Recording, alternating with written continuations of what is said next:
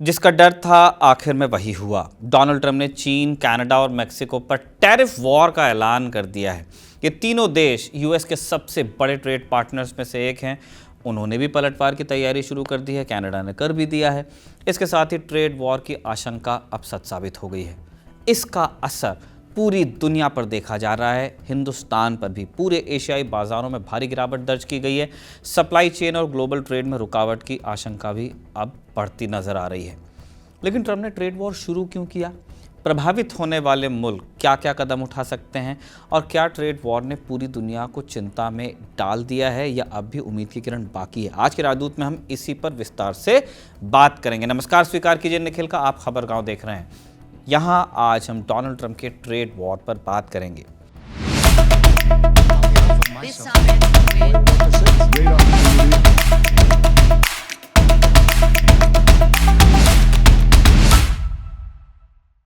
इस कहानी का सबसे अहम किरदार है टैरिफ। ये क्या होता है? टैरिफ वॉर, ट्रेड वॉर बार बार आ रहा है। टैरिफ एक किस्म का टैक्स हुआ जो कोई देश या देशों का संगठन दूसरे मुल्कों से आने वाले सामान पर लगा देता है। मान लीजिए हिंदुस्तान की एक कंपनी ब्राज़ील से 1000 रुपये का सोना खरीद रही थी। किसी वजह से हिंदुस्तान ने उस सोने पर 25% टैरिफ लगा दिया। तो टैरिफ लगने के बाद भारत वाली कंपनी को 1000 पे 25% यानी 250 रुपये एक्स्ट्रा देने पड़ेंगे। उससे 1000 के सोने के लिए 1250 रुपये चुकाने पड़ेंगे। ये एक्स्ट्रा 250 रुपये भारत सरकार के खजाने में जाएंगे। अब कंपनी को ये लागत भी निकालनी है अपनी, तो फिर वो कंज्यूमर्स के लिए कीमत बढ़ा देगी। जो 250 रुपये हैं वो कंज्यूमर से लेगी और इससे मार्केट में सोना महंगा हो जाएगा आपके लिए। टैरिफ का मकसद होता है किसी ऐसे देश से व्यापार को डिस्करेज करना जिसके साथ संबंध अच्छे ना हो या जिनकी वजह से अपनी इकोनॉमी पर खतरा आ रहा हो।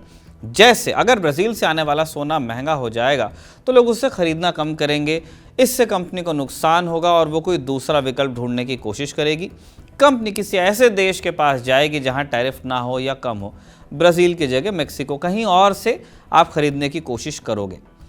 अभी क्यों चर्चा में है टैरिफ? क्योंकि अमेरिका ने कनाडा और मेक्सिको से आयात होने वाले सामानों पर 25% टैरिफ लगा दिया है। एनर्जी इंपोर्ट को थोड़ी रियायत दी गई, उस पर सिर्फ 10% टैरिफ लगा है। कनाडा और मेक्सिको के अलावा चीन को भी लपेटे में लिया गया है। चीन पर 10% एक्स्ट्रा टैरिफ अनाउंस हुआ है। यूएस का सबसे ज्यादा कारोबार चीन, कनाडा और मेक्सिको के साथ ही होता है। पहले आप मेक्सिको का मामला समझिए। मेक्सिको अमेरिका की दक्षिणी सीमा से लगा हुआ है। सिर्फ 2 मुल्कों की ज़मीन अमेरिका से लगती है, एक मेक्सिको, दूसरा कनाडा, जो कि यूएस के ऊपर है उत्तर में।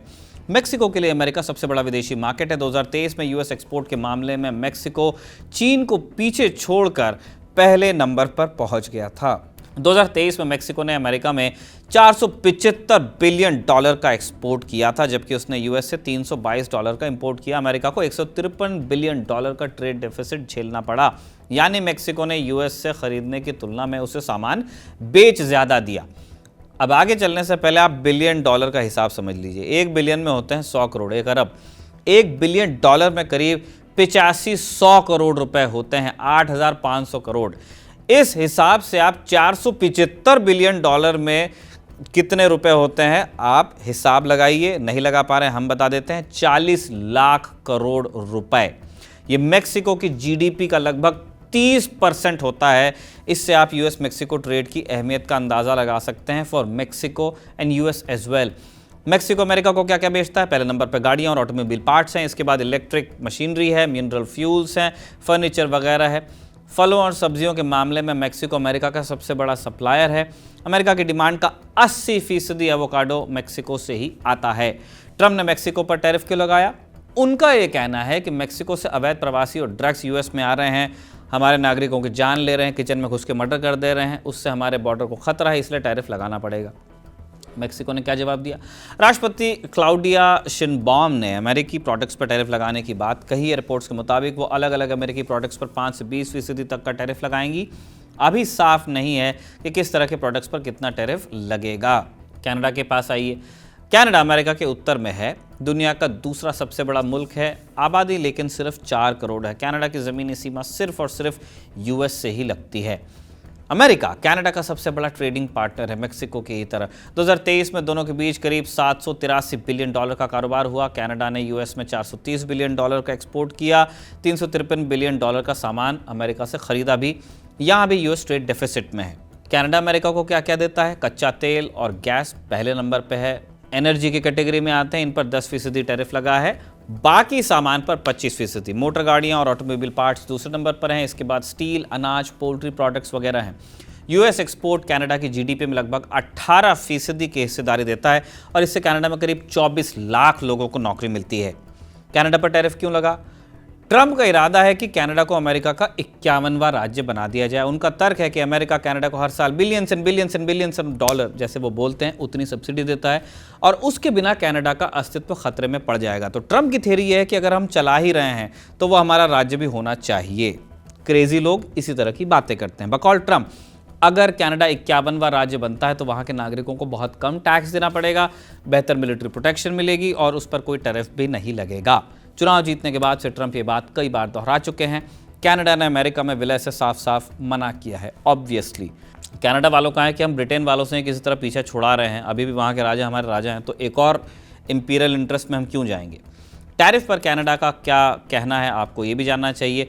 कनाडा ने भी अमेरिका से आने वाले कुछ प्रोडक्ट्स पर 25% का टैरिफ लगाने का ऐलान कर दिया। जिन प्रोडक्ट्स पर टैरिफ लगा है उनमें बियर, वाइन, बर्बन, एक तरह की शराब ही है, फल, जूस, कपड़े, स्पोर्ट्स इक्विपमेंट और हाउस होल्ड अप्लायंसेज हैं, टीवी, रिमोट, एसी, इस तरह की चीज़ें।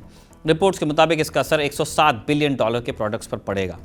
2 फरवरी की रात कनाडा के प्रधानमंत्री जस्टिन ट्रूडो ने संबोधन दिया, देश के नाम, वहाँ भी होता है ये सब।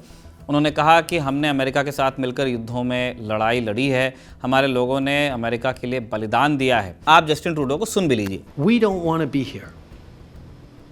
We didn't ask for this. But we will not back down. The coming weeks will be difficult for Canadians and they'll be difficult for Americans.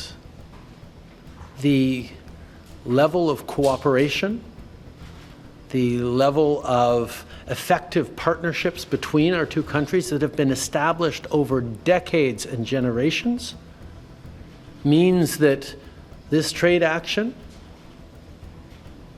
by the Americans and our response is going to have real consequences for people, for workers on both sides of our border. We don't want to be here. We didn't ask for this. But we will not back down in standing up both for Canadians and for the incredible, successful relationship and partnership between Canada and the United States. Trump के tariff war का तीसरा भुक्तभोगी है चीन। उसके ऊपर पहले से tariff लगा हुआ है। जो बाइडेन सरकार ने चाइनीज इलेक्ट्रिक कार्स पर 100%, जो हार्ली डेविसन वाला टैक्स कहते थे, उतना ही लगा दिया। सोलर पैनल्स पर 50%, स्टील और एल्यूमिनियम प्रोडक्ट्स पर 25% का टैरिफ लगा दिया था। ये बाइडेन ने किया था। इसके अलावा दूसरे प्रोडक्ट्स पर भी टैरिफ है। ट्रंप ने चाइनीज प्रोडक्ट्स पर 10% टैरिफ बढ़ा दिया। चीन एशियाई महाद्वीप में है, ऑब्वियसली इंडिया कैसे भूल सकता है। एरिया में तीसरा, जबकि आबादी और इकोनॉमी में दूसरा सबसे बड़ा देश है दुनिया का। कार, सोलर पैनल्स और मैन्युफैक्चरिंग में उसका कोई मुकाबला नहीं है, चाहे आप कितनी बातें कर लीजिए। चीन नंबर 1 है। 2024 में उसका ट्रेड सरप्लस $1 ट्रिलियन का था। 2023 में अमेरिका ने चीन से $426 बिलियन का सामान खरीद लिया, जबकि $147 बिलियन के प्रोडक्ट्स चीन को बेचे थे। अकेले चीन के साथ उसका ट्रेड डेफिसिट $279 बिलियन का था। अमेरिका चीन से क्या क्या खरीदता है? पहले नंबर पर इलेक्ट्रिक और इलेक्ट्रॉनिक्स का नंबर आता है। इसमें फ़ोन, लैपटॉप, कंप्यूटर्स वगैरह। इसके अलावा इलेक्ट्रिक मशीनरी, खिलौने, गेम्स, फर्नीचर, प्लास्टिक का नंबर भी आता है। चीन पर एक्स्ट्रा टैरिफ की वजह क्या है बताइए ट्रंप ने? इनका कोई सीधा तर्क होता नहीं है, अपने दिमाग से कुछ बताते हैं ये। ट्रंप और उनकी सरकार के अधिकारी चीन पर फेंटेनॉल भेजने का इल्ज़ाम लगा रहे हैं। फेंटेनॉल एक लीगल पेन किलर है, लेकिन इसका गैर कानूनी इस्तेमाल भी होता है। क्रिमिनल गैंग्स इसे ड्रग्स की तरह बेचते हैं। अमेरिका में ये ऑलमोस्ट एक महामारी है। 2022 में फेंटेनॉल के ओवरडोज से अमेरिका में 70,000 से ज़्यादा लोग मारे गए थे। ट्रंप का कहना है कि फेंटेनॉल ड्रग्स में जो इस्तेमाल किया जा रहा है उसके लिए केमिकल्स चीन से आ रहे हैं और चीनी सरकार जो है उसे रोकने में नाकाम रह रही है। चीन फेंटेनॉल ट्रेड में किसी भी तरह की संलिप्तता से लेकिन इनकार कर रहा है। उनका कहना है कि हम ये सब नहीं कर रहे हैं। ट्रंप के फैसले पर चीन की तरफ से क्या कहा गया? चीन की तरफ से कहा गया कि वर्ल्ड ट्रेड ऑर्गेनाइजेशन यानी WTO में हम जाकर के आपकी शिकायत कर देंगे, मैम को बता देंगे, लेकिन इसका असर US पर शायद ही पड़ेगा। फेंटानॉल भेजने के इल्ज़ाम पर चीन ने कहा कि ये अमेरिका की समस्या है, इट्स देयर प्रॉब्लम। हमने अमेरिका के साथ मिलकर एंटी नार्कोटिक्स कैंपेन भी चलाया और हमें इसमें अच्छी खासी सफलता भी मिल रही है। चीन ने अभी किसी तरह के जवाबी टैरिफ की घोषणा नहीं की, लेकिन वो कुछ रॉ मटेरियल्स का एक्सपोर्ट रोक सकता है। जब दिसंबर 2024 में बाइडेन सरकार ने चिप्स के चीन को एक्सपोर्ट पर बैन लगाया था, तब चीन ने कई रेयर अर्थ मिनरल्स का एक्सपोर्ट रोक दिया था कि आप चिप मत दीजिए, हम आपको मिनरल्स नहीं देते। इन मिनरल्स का इस्तेमाल सेमीकंडक्टर्स में होता है, जो कि छोटे से छोटे ईयरफोन से लेकर फाइटर जेट्स तक में लगाए जाते हैं। अब जान लीजिए कि और किन किन देशों पर तलवार लटक रही है। ट्रंप ने यूरोपियन यूनियन का नाम लिया है।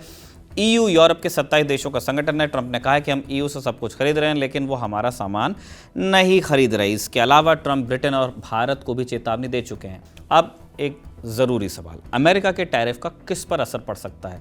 सबसे पहला नुकसान अमेरिकी नागरिकों का ही होगा। टैरिफ वाले देशों से आने वाला सामान उनके लिए ही महंगा होगा।